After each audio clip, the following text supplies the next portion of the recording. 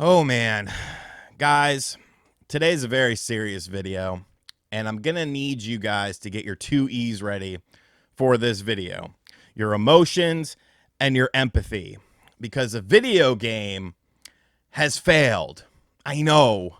A video game has failed. So I'm going to need us to be emotional and empathetic for this $1 trillion industry that solely exists to entertain people. Because Concord, the game that I said was going to be dead on arrival the first second I saw it, the game that failed to hit any sort of decent numbers on Steam, actually doing worse than Gollum at times. Well, we've got some preliminary sales data from this game, and boy, oh boy, is it a complete disaster. But we have to be emotional. We have to be empathetic when talking about this. Now, Concord is a game that nobody asked for. Nobody asked for a generic looking 5-on-5 hero shooter with heroes that nobody asked for these heroes. No, nobody knows who these people are, and you try to give them a story. You look at something like Overwatch, and you're like, oh, well, they were successful. But this game was 8 years in development. This game has been in development for a very, very long time. Herman Hulst was so impressed by this game that they actually purchased the studio based on Concord, thinking this was the next big thing.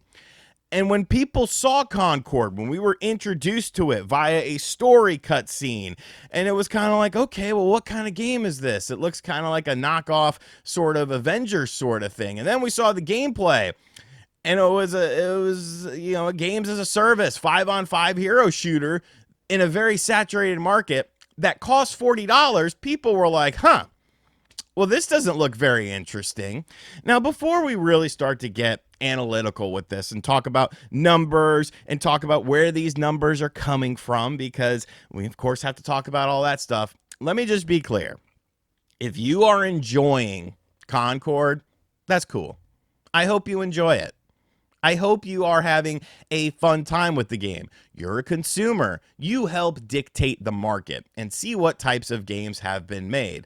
However, when you're constantly churning out this toxic positivity about the game, and don't make fun of the game, people worked on it, you're not helping the situation. People aren't going to like what you like. There's lots of stuff that I like that people don't like and people don't care about, and I'm not here to brainwash someone into liking what I like, because that's what makes the world an interesting place, is that people like different things. But it seems like in every form of entertainment, this is somewhat understood, except for video games. In video games, we have to be emotional. We have to be empathetic. So let's look at what's going on here. This is coming to us from IGN. Good old Rebecca Valentine, who you might know from that interesting Black Myth Wukong story that she did, whether or not it was a poorly translated sort of situation, a nothing burger. I'll let you decide that. I've actually talked to her once on Twitter before she got rid of her Twitter. She was talking about wrestling stuff, and I just, she was a first-time watcher, and I just let her know that she was incorrect about something, and she got mad and blocked me. Concord is estimated to have sold only 25,000 units. Sorry, I'm not being very emotional or empathetic. Here's why analysts think it's failing. Now, this is a bizarre thing to me, because, why do I need analysts? Video game analysts are the weirdest thing to me. Now, I do think that they have a place in the market when it comes to actual sales data, like NPD numbers and stuff like that. I get it. But then you have jackasses like Michael Pachter, who are just parasites on the video game industry, who are wrong about most things, but they're still a video game analyst. I don't need an analyst to tell me why this game isn't doing well. I need an analyst to tell me what the game is doing, what sort of sales numbers it's doing, because anyone with two eyes and a brain can see what's going on here. Weak marketing, a high price point, and a lack of distinguishing characteristics doomed Sony's multiplayer shooter. Yet, you gave the game a 7, IGN, so you must have liked it somewhat. And then we go in this article, And you could see here that it's estimated at about 25,000 units sold. And, sadly, making a fun, high quality shooter is not enough in the oversaturated live service space today. No shit. It's $40 when competitions games are free to play, or at least have an interesting hook. You look at the roster of characters in Concord that they're trying to make like into a thing. It's not a very attractive roster. It's a weird hodgepodge mismatch of the kids from the weird table in high school who are now adults, and they're like, we're gonna be Concorders. I never played the game. I didn't play the beta because I was like, I'm not interested in this, and I obviously didn't play the final game. Why isn't Concord selling? Well, let's ask the analyst here, because nobody wants to pay $40 for a hero shooter that does nothing. It's exactly. It's already oversaturated, and you're trying to come in here. You spent 8 years on a game, probably, I would assume, at least $100 million on this game, and it's failed completely because the market, the consumer, has rejected it. And you could say it's because of DEI stuff. The characters look like a DEI checklist, and this, that, or the other. But if that was the case, if that was the only thing, I still think it would have sold over 25,000 units, because we have this market that we've made up in our head who wants these weird looking characters and things that are just done to be done. Evidently there is a market for this because companies keep trying to pander to it.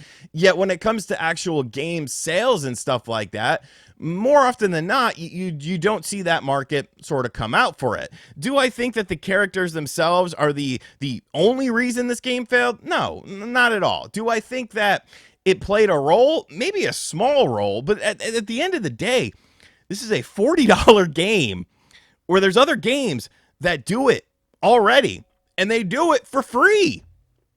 And then, of course, empathy. Empathy is probably the most overused thing, especially when it comes to video games. Look at the video I made yesterday. And I didn't talk about Concord because I kind of planned on talking about it today.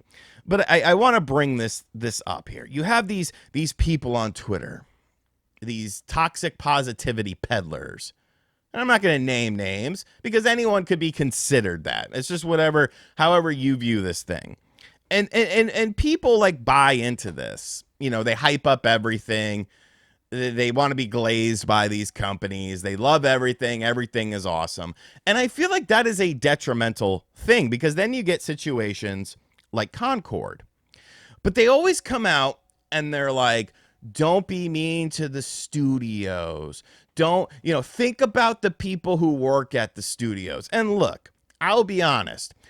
It's not cool when people lose their jobs. Even my biggest enemies, like, I don't want you to lose your job. Maybe you stub your toe or something like that, or your girlfriend leaves you, or your boyfriend leaves you or something. Like, that's a little bit more satisfying to me than you losing your job, because everyone should be able to work.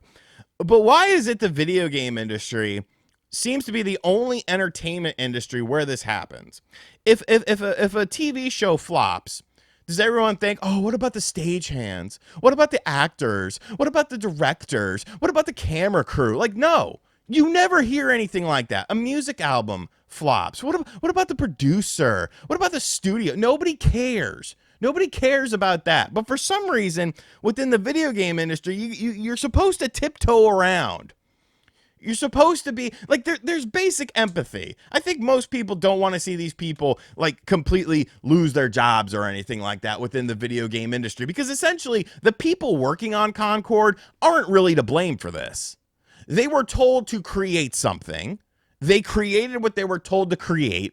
Herman Holst, who's now a pretty high up person at Sony, is the one who hyped this game up, who's the one who said, hey, this game is great. This game's awesome. I want this game for Sony. We're going to buy your studio, blah, blah, blah. We're going to make this a big thing. These people that worked on the game, they weren't doing it for free. They got paid. They did their work. They got paid for their job. And if something is to happen to the studio, yes, it's a shame if they lose their job, but at least they got paid. At least they have something to show for their work. And I feel like that they'll be okay unless the video game industry is in a crash. And all these people who like to say that it's not, you know, they'll have to walk back on their word a little bit. And they'll have to say, oh, you know, maybe I was wrong. Maybe it isn't a crash. Because in my mind, if this industry is thriving, you know, these companies that shut down, these people should be able to find jobs easily, right? Or maybe we're in an oversaturation point of the video game market where video game budgets are too high. You have these stupid ass suits who are trying to, on these big companies, who are trying to chase the latest trends 5-10 years too late. And they're the ones calling the shots. And they're the ones that are screwing over these employees to the point of where now they have to potentially find another job because the studio that they worked for, the game that they worked on, got overhyped and didn't hit the metrics. Because budgets are too damn high. Maybe, just maybe that's the situation. 25,000 units. And that's not going to magically go up. You could make this game free to play now and reimburse the people that bought this game, and nobody's still going to care. The game is dead. And the problem is, to some degree, is that Helldivers did well. So you just kind of chalk it up as a loss. You keep going. You move on with their live service initiative because companies, you know, you would think that they would learn from this. You would think that this would be a breaking point for Sony where they're like, hey, you know what? We probably shouldn't be making all these live service games. I can't get a Killzone. I can't get a Resistance. I can't get a SOCOM. I can't get The Last of Us Factions Part 2, but I can get Concord, a game that cost you tons of money to completely flop and fall on its face because the suits and people like Herman Hulst gassed this game up. I know I was all over the place in this video, but I was doing my emotions. I was doing my empathy. I don't get these people on social media, though. People said, oh, well, you don't want new games. This is why we get remakes and remasters. Remakes and remasters are at least actually good. What is new about Concord? What is attractive about Concord?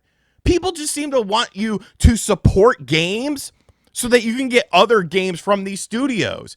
I go back again to my restaurant analogy. I'm not going to, if a new restaurant opens up near me and it's an Italian joint, and this is the only place in town, and I really want some Italian food, and I go there, and the food is terrible, I'm not going back there again just because I want to see if maybe next time the food is good. You're a consumer. You are a consumer. Act like it. I feel like, that's a story for another day. Concord failed. And you know what? Good. You need a wake-up call, video game industry. You need to understand that nobody's asking for this shit. And when you make something that nobody asked for and it fails, it's not our fault. It's not consumers' fault. It's your fault. It is your fault. Let me know what you think of this in the comments section down below. And as always, guys, thank you for checking out this video. If you're new to the channel, make sure you hit that subscribe button, like, comment, share, hit the bell as well. Give me your thoughts. Are you enjoying Concord? And if you are enjoying Concord, I hope you'd say it in the comments and don't bother them. Don't bother them. Just be like, yo, you're enjoying the game. That's cool, man. That's cool. I know people that are enjoying Concord. Some of my friends, they seem to like the game. Cool. You can like the game. That's fine. But just understand, you're a small portion of the larger market. And I'll catch you guys on the next video. Later.